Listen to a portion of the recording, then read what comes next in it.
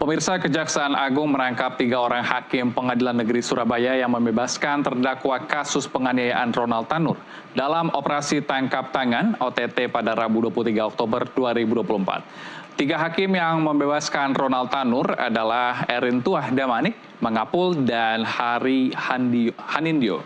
Dan untuk membahas lebih lanjut, kita sudah bergabung dengan mantan hakim sekaligus pakar hukum pidana Asep Iwan Iriawan. Selamat siang, Kang Asep.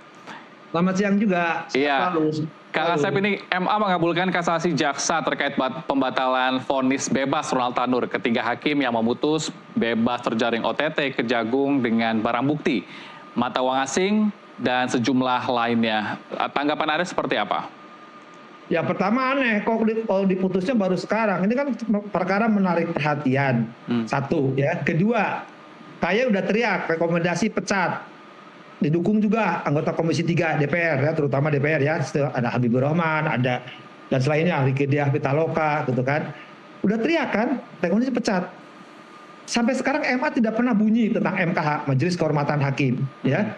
Malah putusan berkas baru diputus. Pertanyaan saya, jangan-jangan kalau nggak ditangkap nggak diputus, malah putusannya juga ringan. Itulah yang menarik perhatian. Kenapa MA baru putusnya setelah ditangkap? Kenapa bukan kemarin? Kan perkara menarik perhatian itu harus cepat diputus lebih dahulu.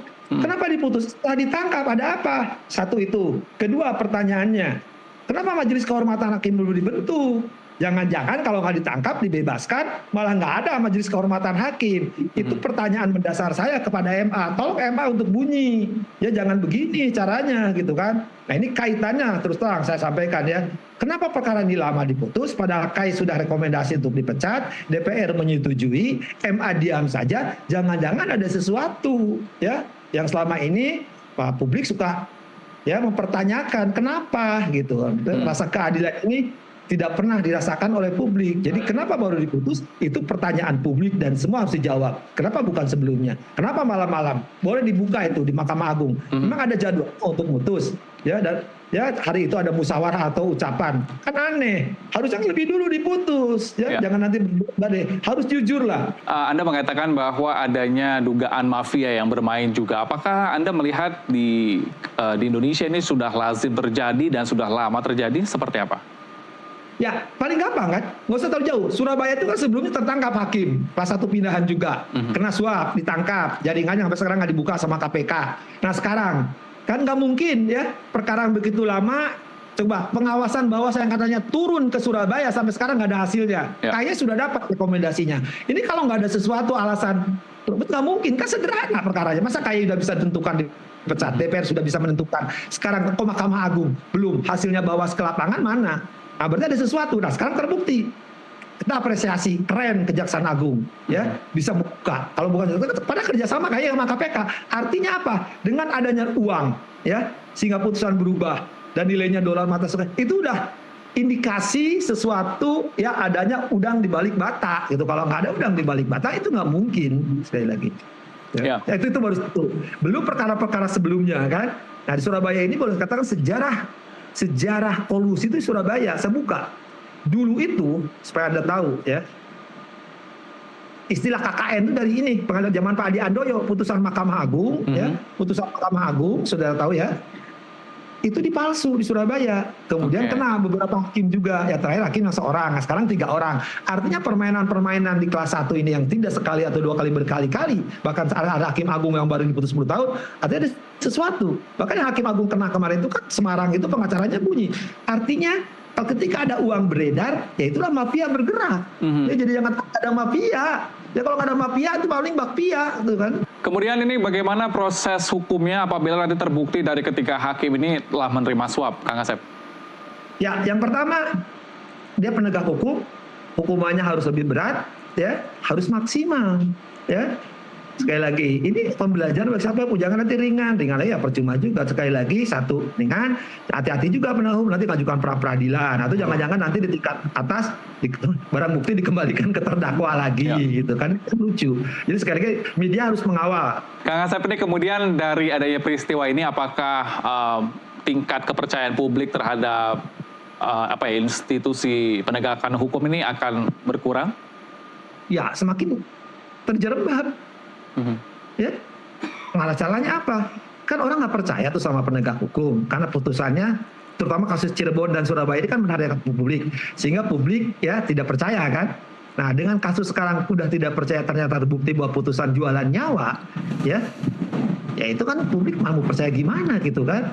Nah harusnya kan ditunjukkan dong momennya yang bersejarah dan akan jadi legend. Kalau ketua Mahkamah Agung yang baru kebetulan pinter, jujur, berani, yaitu Pak Narto membersihkan. Kan saya katakan di media sebelumnya juga ya, justru tindakan Narto diikuti yang lain, percaya Mahkamah kan benar. Tapi kalau mereka mindsetnya tidak pernah berubah, kapan lagi ya? Nah, dengan nilai uang, bayangin 20M loh, 20M itu kecil. Jadi kalau gaji 20 juta dinaikkan 30 juta, mungkin nanti 30M naiknya. Jadi intinya adalah hal tersebut dipercaya dapat mengembalikan integritas dari hakim begitu ya dalam kasus ini? Ya, integritas, intelektualitas, moralitas itu dimulai dari apa? Ketika jadi mahasiswa jangan nyontek. Kalau mahasiswa udah open book nyontek, jadi pejabat ya itu jadi rampok. Ya, kemudian untuk sanksi hukumnya tadi apa Kang Asep? Bagi hukuman berat. Ya, kalau saya minta dia kena karena dia penegak hukum harus lebih berat. Ya kalau mati kan nggak mungkin karena 3 persyaratan tidak terpenuhi. Ya udah seumur hidup aja lah. Dia merasakan kan. Ya, dan kemungkinan juga akan ada PTDH ya. Ya kalau dipecat mah mereka udah duitnya banyak, yang ngapain juga, simpanannya udah banyak. Kalau hidup mah udah jamin kan juga bisa gitu Pak. Banyak kan yang koruptor suka miskin itu kan bisa jalan-jalan di luar. Yang ngapain juga. Kalau dipecat mah mereka seneng karena sudah kesempatan. Kan kasus di awal diatur. Harusnya tertangkap di awal-awal orang 3 ini kan. Dan teman-temannya yang lain. Ini kan merusak hakim-hakim yang bersih, yang jujur, berani. Masih banyak ribuan hakim, saya tahu persis ya. Di bawah pasti ada. Cuman masalahnya tadi relasi ke atas, ke bawah, ke samping, diagonal itu masih ada. Nah, tipe-tipe hakim kayak 3 orang inilah yang merusak korps hakim lainnya, gitu kan. Makanya saya katakan, jangan main hakim sendiri. Nah, ini kebetulan mereka main sama teman-temannya, gitu kan. Kang Asep, ini pengalaman Anda sebagai mantan hakim begitu. Apakah ini godaan cukup banyak ketika melakukan persidangan dengan pihak-pihak luar ini seperti apa? Soalnya saya ngomong depan mahasiswa lagi ujian. Zaman saya aja tahun 90-an, 98, 24 tahun yang lalu, harganya segitu kok. Kalau saya nggak hukum mati narkoba itu. Cuman kan saya berpikir, satu, itu dosa, ya, itu urusan gampang. Saya takut anak cucu saya kena. Kalau bapak hakimnya pejabat penegak hukum suka terima uang sogokan, anaknya itu kelakuannya sama di kampus tuh. Kalau nggak perisai, kena narkoba, karma itu tabur buaya. Jadi sekali lagi, godaan itu dari zaman dulu, kembali ke orangnya. Gampang kok, cari hakim bersih, tanya jaksa bersih, tanya hakim, tanya penasihat hukum, mereka saling tahu. Jadi soal godaan itu nilainya udah gede dari dulu, cuman kembali ke orangnya, ya. Orang boleh ya menggoda, tapi kalau hakimnya tidak tergoda, sekali lagi, siapapun pengacara boleh bawa uang 200 triliun berapapun, tapi kalau hakimnya nggak mau, ya pasti nggak akan terjadi. Ini masalah ya tadi simbiosis tadi atau ada relasi. Jadi ketika digoda, ya orang siapa yang nggak mau kok. Masih saya juga kalau ada mobil terbaru, pakaian terbaru pasti beli kok. Gaya hidup. Nah ketika gaya hidup tidak menyesuaikan dengan penghasilan, ya pasti ujungnya tadi jualan putusan. Kang Asep, saat pertama kali kasus ini mencuat dengan putusan hakim vonis bebas gitu ya, apa yang terbesit dalam pikiran Anda sebagai mantan hakim? Pertama ngawur, kan saya katakan bisa buka jejak digital saya. Udah jelas orang itu digebukin di atas, berangkat malam, pulang pagi, diseret, dilindas, ada CCTV-nya, ada visumnya. Malah itu dikesampingkan sama kita, kan lucu. Berarti tidak ada permainan. Hak putusan hakim itu logis. Jadi ketika ratio disidendi, jadi ketika mempertimbangkan putusan, hakim itu kayak premis mayor, konklusi, atau bahasa sederhananya, ini faktanya.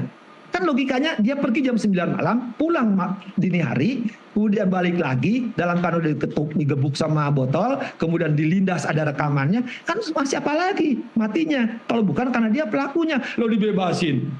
Visum nggak dipertimbangkan, nggak ada pertimbangan, berarti ngaco hakimnya, berarti ada sesuatu. Nah sekarang terbukti, hakimnya dibayar. Ya, Kang Asep, selain 3 hakim yang di PN Surabaya, menurut Anda apakah ada pihak-pihak lain yang turut terlibat dalam suap ini? Ini pertanyaan paling menarik dan saya paling suka pertanyaan ini. Kalau 3 hakim paling gampang gitu membuktikannya sejak awal juga. Justru tadi ya relasinya tadi, bohirnya. Kenapa? Pertanyaan sederhananya, siapa yang menyuruh Anda putusan bebas? Itu aja. Jadi samping penyuap mungkin ada pihak-pihak lain harus dicari. Saya apresiasi kepada Kejaksaan Agung untuk dapat. Maka saya bilang tidak mungkin hakim 3 ini menjatuhkan putusan berani membebaskan pembunuhan atau penganiayaan apapun lah alasan pasalnya. Ya, karena apa? Indikasinya gampang. Ya, 3 hakim ini tempatnya enak terus. Ya, kedua, lambannya Mahkamah Agung hasil bawas pemeriksaan nggak ada, padahal KY DPR udah teriak. Jadi ada apa gitu? Kok lambat? Gitu. Sekarang udah diputus, sudah ditangkap, ada putusan. Kang Asep, berarti dengan adanya kasus ini akan membuka pintu pembenahan dari peradilan di Indonesia ya?